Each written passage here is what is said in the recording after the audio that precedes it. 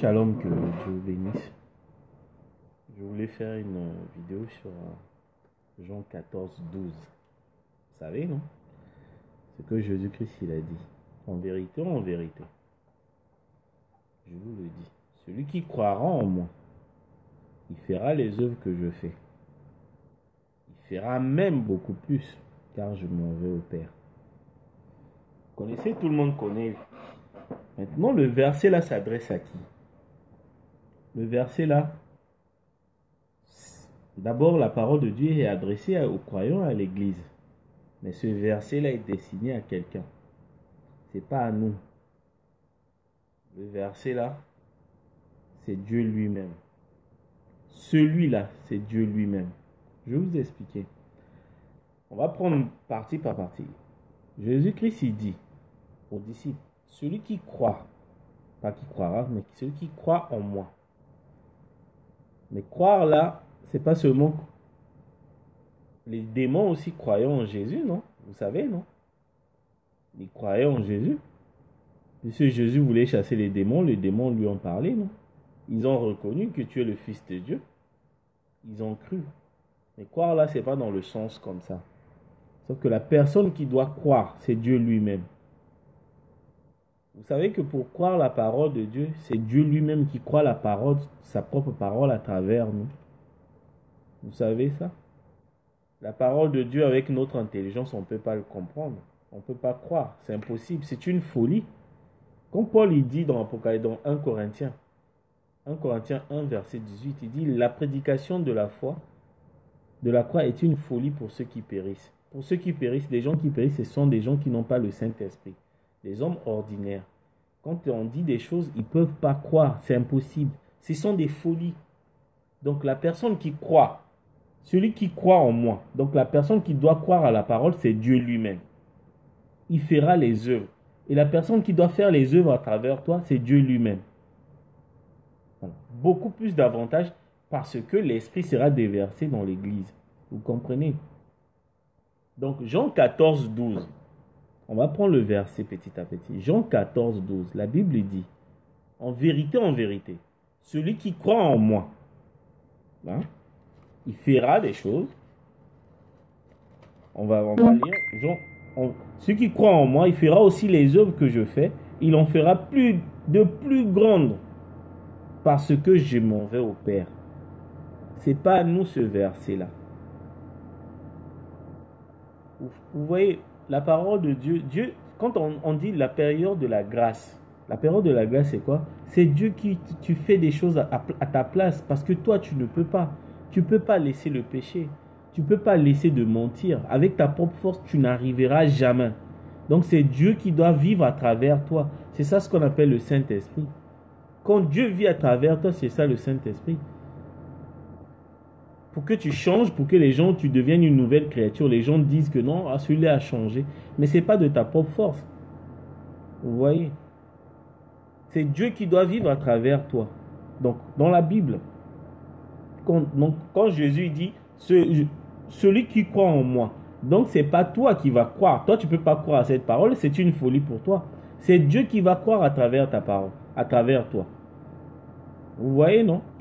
C'est Dieu qui doit prêcher la parole à travers toi, sa propre parole. Donc, Dieu, il prêche la parole à travers ton pasteur. Et c'est le même Dieu qui croit à cette même parole à travers toi.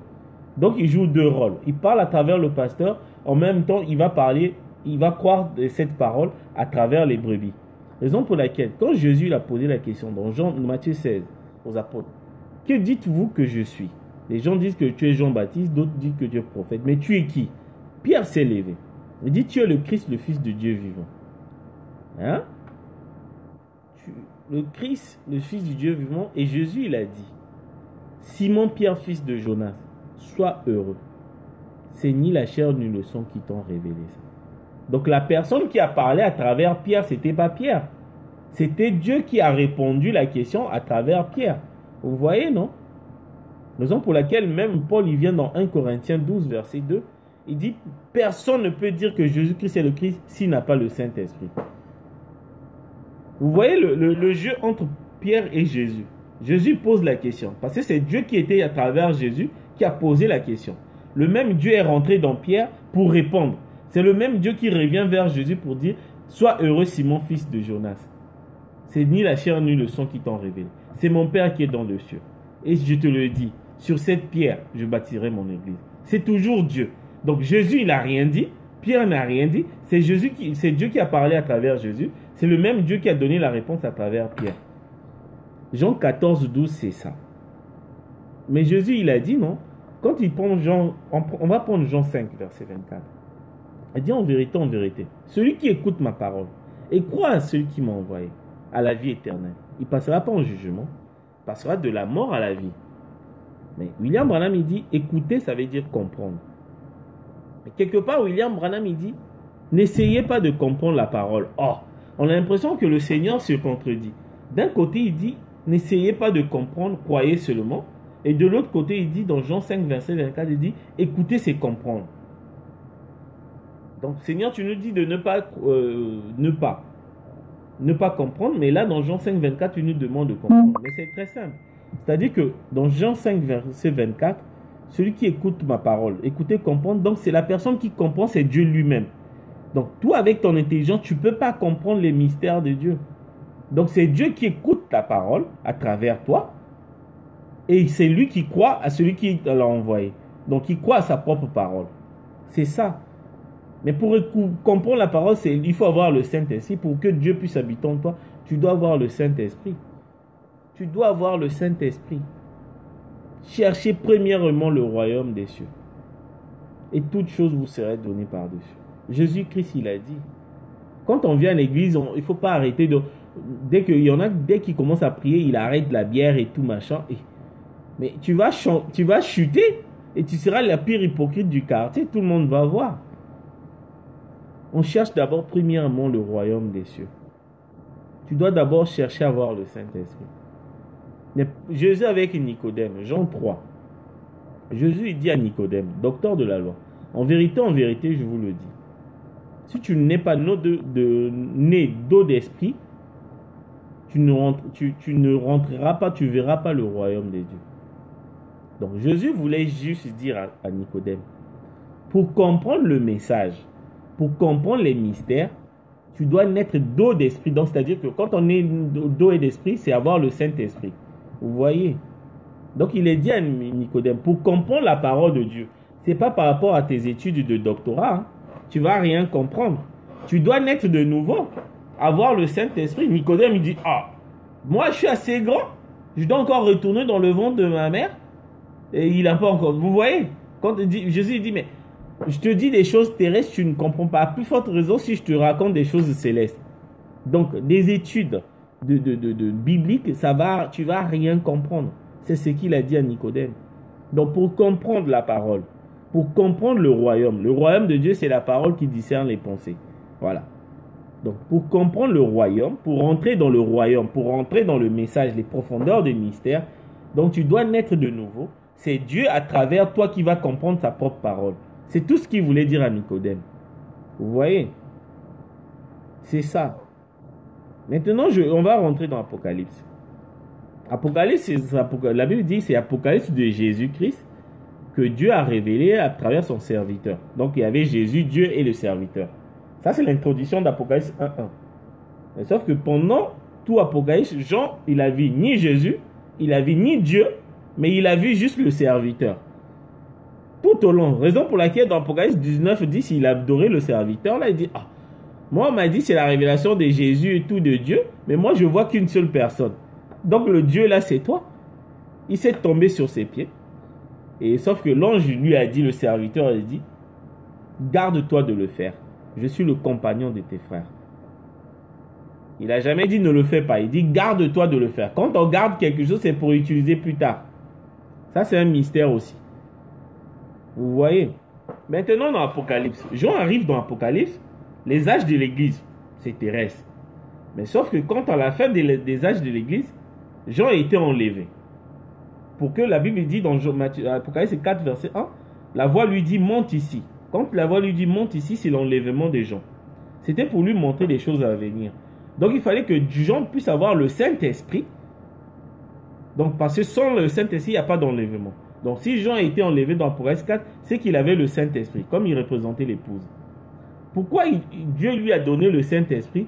Parce que les choses qui devaient venir, ce que Jean devait voir, s'il a vu ça avec la conception intellectuelle pendant les âges de l'Église, Jean ne devait pas croire. Donc Dieu d'abord, il devait rentrer en lui donner le Saint-Esprit, parce que les choses terribles que Jean devait voir, que Jésus qu'il adorait, c'est lui qui sera la bête. Mais Jean a failli être fou. Malgré ça, Jean, donc Dieu, donc c'est-à-dire qu'il a eu le sceau de Dieu, qui est le nom dans le livre de vie. C'est ce qui a permis à Jean de dire Amen à tout ce qu'il a vu. Mais c'était dur. Mais malgré ça, il a eu du mal à avaler certaines choses. Dans Apocalypse 10, on dit il était doux, il a avalé le livre, mais c'était doux mais amer dans les entrailles. Mais c'était dur à dire Amen certaines choses. Quand il a vu la bête, c'était là où Jean il dit j'étais étonné de voir la bête avec la beauté qu'elle avait. Mais c'est la bête. Mais la beauté là, c'était Jésus-Christ. Donc Jean, pour croire Apocalypse, il fallait avoir le Saint-Esprit. Raison pour laquelle il y a certaines personnes qui disent que je suis fou, je suis malade. Mais vous ne pouvez pas comprendre certaines choses. Si vous n'avez pas le Saint-Esprit, la Bible le dit. Nul ne peut dire que Jésus-Christ est le Christ s'il n'a pas le Saint-Esprit en lui. Donc pour comprendre les mystères de Dieu, vous devez d'abord avoir le Saint-Esprit. Quand vous venez au message, cherchez le Saint-Esprit d'abord. La première des choses, il avait dit Jésus, cherchez premièrement le royaume des cieux. Donc, le reste vous sera donné par-dessus. Les gens, quand ils viennent, ils commencent d'abord à chercher le travail, le mariage, les enfants et tout. Mais non. Mais non. Ça, c'est des choses qui vont venir par-dessus une fois que vous aurez eu le Saint-Esprit. Ne mettez jamais les charrues avant le bœuf. La première des choses, c'est ce que Jésus a dit à Nicodème. Il aimait tellement Nicodème. Il dit, quand on vient à Dieu, tu dois d'abord naître de nouveau pour comprendre le royaume. Le royaume, William Branham, il dit, c'est la parole qui discerne les pensées. Hébreux 4:12. Donc voilà. Donc Jean, pour comprendre l'Apocalypse, il a eu d'abord le Saint-Esprit, le sceau de Dieu.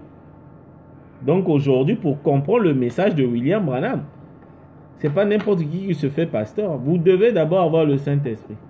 C'est la seule chose. Et je vais expliquer comment avoir le Saint-Esprit. Si vous êtes sincère, si vous êtes sincère, vous venez à Dieu. Vous voulez vraiment abandonner tout ce que vous voulez pour suivre Dieu, pour parler de son nom. Parce que tes paroles et ton cœur doivent être en harmonie. Dieu, il sonde les profondeurs du cœur. Tu peux dire que je veux tout abandonner, mais au fond de toi, c'est le contraire. Dieu, il saura. Mais si tes paroles sont en harmonie avec ce que tu penses, tu es sincère de ton cœur, Dieu va te le donner. C'est obligatoire. Vous allez voir, votre vie va changer. Dieu va parler à travers toi. Mais c'est Dieu qui va... William Branham, quand il fait la prière, il nous a montré comment on prie. Il dit, Père. Souvent, il dit, Père, circoncis mes lèvres. Parce que mes paroles sont des mensonges. Il n'y a que toi qui dis la vérité. Donc, nous, nos paroles, ce sont des mensonges. Donc, c'est Dieu qui doit parler à travers nous. Après, il dit, circoncis leurs oreilles. Donc, l'auditoire, il demande à Dieu de circoncire leurs oreilles. Donc, la personne qui va dire Amen, ce n'est pas l'auditoire, c'est ni toi et moi. C'est Dieu à travers toi qui doit dire. Donc la circoncision, c'est ce qu'on appelle le Saint-Esprit. C'est le signe du Saint-Esprit. Vous savez ça, non? Il avait donné ça à Abraham. Donc le signe du Saint-Esprit envers la personne qui parle et le signe du Saint-Esprit envers la personne qui écoute. Parce que le même Dieu qui parle, c'est le même Dieu qui va dire Amen. Nous, on est juste des canaux. Vous voyez comment ça passe, non? Donc Jean 14:12. C'est un domaine réservé à Dieu. On nous parle, nous on n'est pas là dans Jean 14:12. Parce que la personne qui croit, celui qui croit en moi, la personne qui croit à la parole de Dieu, c'est Dieu lui-même. C'est tout. Et celui qui va faire les œuvres, c'est Dieu lui-même aussi. Vous voyez? Donc là, on est en train de parler de Dieu. Raison pour laquelle dans le message, les gens disent, Jean 14:12, c'est un domaine réservé à William Branham. Parce que c'est William Branham qui est capable de croire à sa propre parole. C'est William Branham qui fait des œuvres à travers toi. Il n'y a que lui. Après, William Branham dit davantage. Donc, ça veut dire plus. Il dit plus. Pourquoi? Parce que comme on est nombreux, on est une église. On forme le corps de Christ. Christ, ce n'est pas Jésus. On forme le corps de Christ. On est nombreux. Comme Dieu, il va déverser son esprit sur toute chair.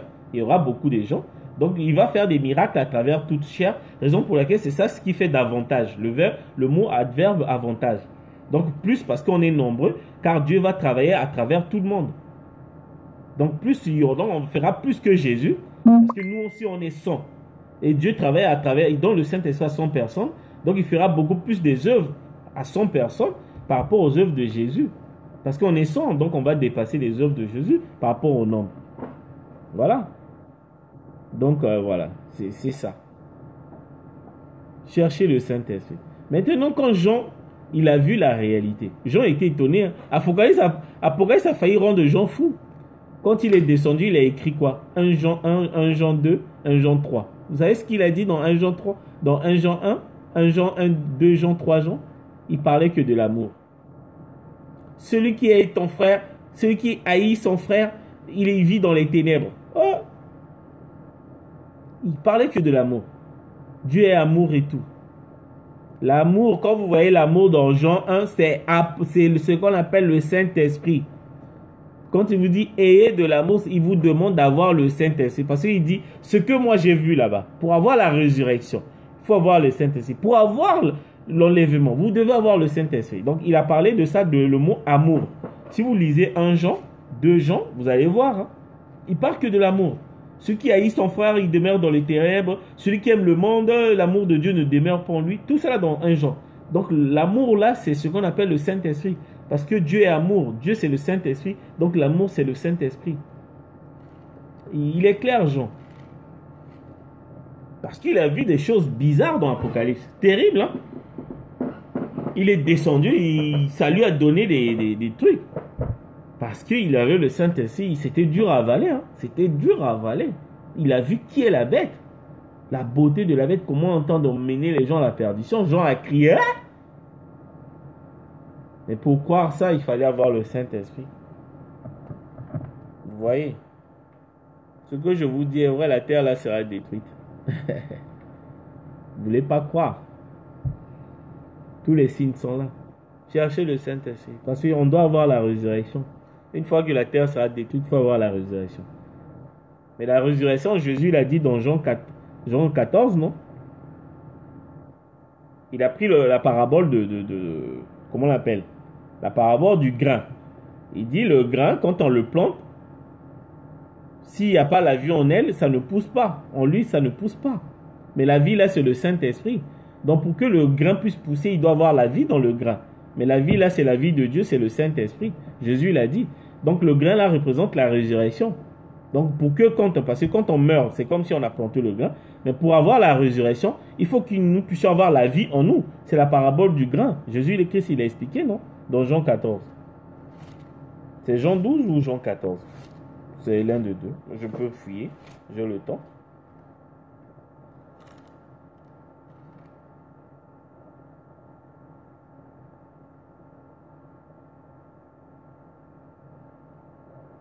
Ouais, ça doit être Jean 12. Il a parlé de parabole du grain là.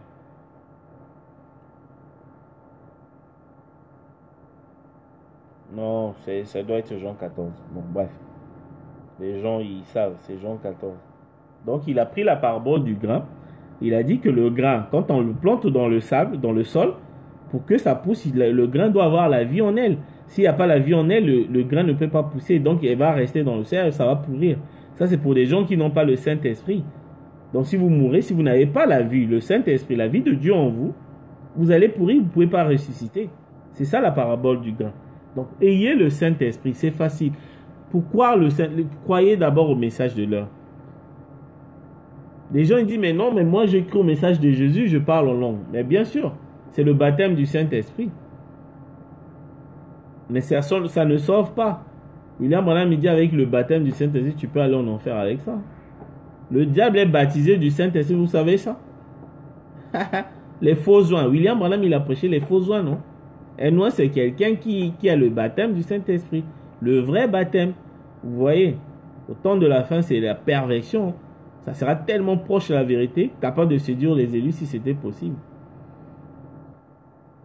Le Saint-Esprit, c'est toujours au temps de la fin. Jésus l'a dit, non, je prierai le Père qui vous enverra un autre consolateur. Et l'Esprit de vérité, quand il viendra, il vous expliquera toutes choses. C'est ça le Saint-Esprit. Il dit quand il viendra, il vous expliquera toutes choses. Le Saint-Esprit, ce n'est pas Jésus. Le Saint-Esprit, c'est le Père de Jésus. Le Père de Jésus, c'est Dieu lui-même. Il viendra au temps de la fin pour expliquer toutes choses. Voilà. Il nous a expliqué tous les mystères et raisons pour lesquelles nous, on répète. On répète. Ayez le Saint-Esprit. Vous allez voir, vos vies vont changer. Vous allez faire les miracles. Pourquoi Dieu a donné le Saint-Esprit? Pour avoir la puissance à travers la prière, il a dit. Pour croire à sa propre parole. Parce que sa parole, c'est une folie pour l'être humain, pour nous. Donc, c'est à Dieu qui va croire avec sa propre parole à travers nous. Pour sanctifier, nos vies vont changer. On va arrêter de fumer. On va arrêter de sortir avec des copines et tout. Parce qu'avec ta propre force, tu ne peux pas. C'est impossible. C'est impossible. Vous serez des hypocrites. Hein. Vous allez arrêter 2 mois après. Vous allez tomber. Hein. Vous aurez encore plus de copines avant maintenant qu'avant. Hein. Parce que vous avez essayé au lieu d'accepter Dieu de plus vivre à votre place, vous allez essayer d'arrêter avec votre propre force. C'est impossible. Tu ne peux pas arrêter de mentir avec ta propre force, c'est impossible. Je vous le dis. William Branham, il a dit, c'est impossible. Vous ne pouvez pas. Même pour la tempérance et tout, parce que la colère, vous savez, la colère, c'est le premier stade de la folie. On ne se met jamais en colère. Avec ta propre force, tu ne peux pas t'arrêter de se mettre en colère. C'est Dieu à travers toi qui va te donner la tempérance. Des choses, même si quelqu'un, il y a des personnes, peu importe, ils n'aiment pas qu'on insulte sa maman. Tu insultes sa mère, il est capable de te tuer. Mais les personnes là, les mêmes personnes, si Dieu vit en lui, on insulte sa maman, les gens seront étonnés de voir qu'il n'a pas réagi. Mais toi là, quand on insultait ta mère, tu étais capable de brûler la maison de quelqu'un, mais qu'est-ce qui se passe? Parce que ce n'est pas lui qui vit, c'est Dieu. Il a le Saint-Esprit qui apporte les fruits de l'Esprit, la tempérance, les fruits de l'Esprit de Galates 4. Vous voyez, Dieu doit vivre à travers toi. Cherchez le Saint-Esprit. Le Saint-Esprit, c'est avec le message de l'heure, c'est avec Dieu au temps de la fin. C'est avec William Marion Branham. Il n'y a pas quelqu'un d'autre. Vous voyez? Il n'y a pas quelqu'un d'autre. Et quand tu as le Saint-Esprit, comment on peut savoir que tu as le Saint-Esprit? Ce n'est pas avec le parler en langue, c'est avec les fruits de l'Esprit. Avec l'amour, la joie, la paix, shalom. Vous voyez le mot shalom? Avec William Branham, vous allez comprendre ce que c'est le mot shalom. Ça ne sera plus juste un slogan shalom, shalom, non. Vous aurez la paix d'une manière parce que vous n'aurez pas de problème avec qui que ce soit. La paix avec tout le monde et avec en soi aussi.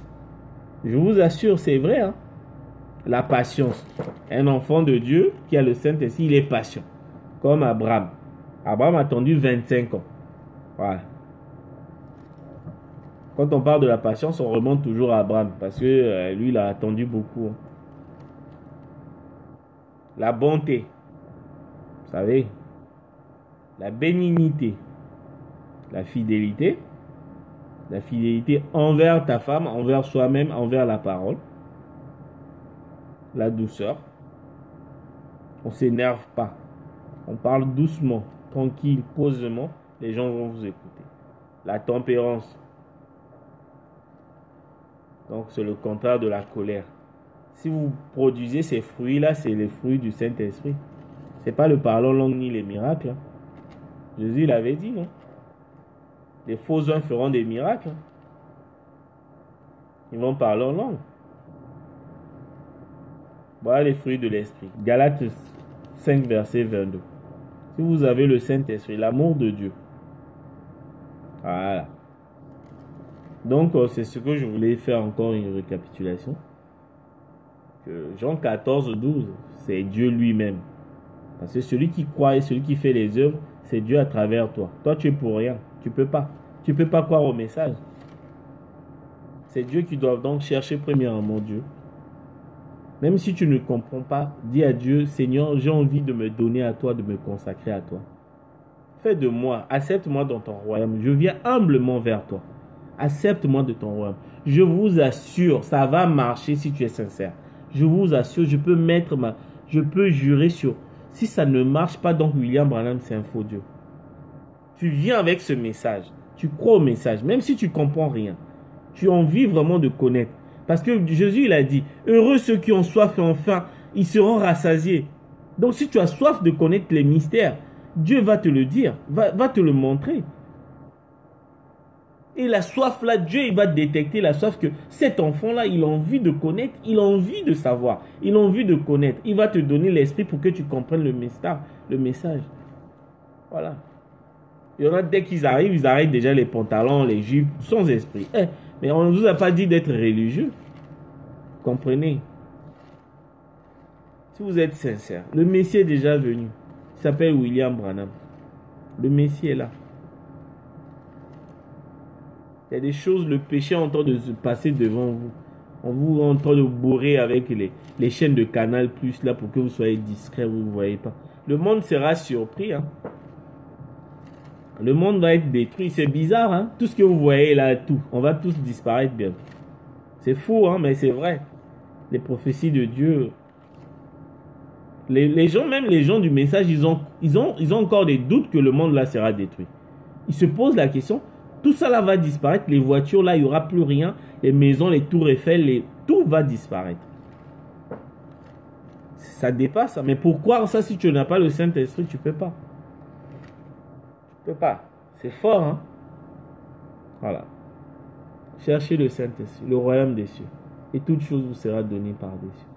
Quand on va à l'église, ce n'est pas pour chercher les maris, les femmes. Non. On va à l'église pour avoir la vie éternelle et servir Dieu. Et toute chose vous sera donnée par-dessus. Sauf que les gens, ils mettent d'abord le mariage, l'argent, le boulot avant. Et Dieu vient après. C'est pas comme ça. Il sait ce que nous désirons. Hein. Lui, il veut que nous soyons... La Bible, Paul, il disait, non? Il dit, soyez le sacerdoce. Quand on dit le sacerdoce, c'est-à-dire que sacrifie-toi pour Dieu. Un sacerdoce, c'est quelqu'un qui se sacrifie pour Dieu. Tu vas à l'église, tu dis Amen, tu mets tes offrandes. Ça, c'est le sacerdoce. Tu sers Dieu. Et lui, il sait ce que ton cœur désire. Hein. Et il va t'exaucer. Ne cherchez pas le mariage. Hein. Ne cherchez pas. Cherchez pas le travail. Servez Dieu et vous allez voir. Vous cherchez le mariage, le mari, il ne viendra pas. Comme tu n'as pas le Saint-Esprit, tu ne connais pas le mot passion, la patience, tu vas lâcher prise. Hein. Parce qu'il faut avoir le Saint-Esprit pour patienter. Dieu peut te faire patienter pour le mariage pendant 20 ans. Hein. Pendant 20 ans et puis te donner un bon mari que tu seras heureuse pendant toute ta vie. Mais si tu n'as pas la patience, comment tu peux patienter? La patience, il faut avoir le Saint-Esprit. Parce que c'est l'un des fruits du Saint-Esprit. Voilà. C'est ce que je voulais dire. Le Messie est déjà venu.